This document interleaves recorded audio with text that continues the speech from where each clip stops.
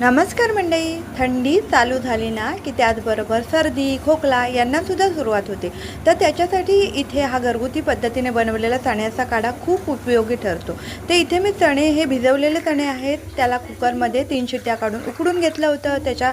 उकडताना त्याच्यामध्ये अर्धा चमचा मीठसुद्धा घातलं होतं. आता इथे वाटण तयार करण्यासाठी 2 चमचे मी सुकं खोबरं घेतले आहे, 7-8 काळी मिरी घेतली होती, 3 लवंगा घेतल्या होत्या, अर्धा चमचा आल्याचा तुकडा घेतला होता, 4-5 लसूण पाकळ्या घेतल्या होत्या.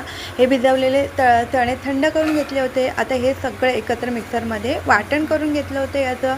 आणि वाटताना त्याच्यामध्ये अर्धा चमचा गरम मसाला घातला होता, चिमूटभर हळदसुद्धा घातली होती. बरं, हे वाटण तयार झालेलं आहे.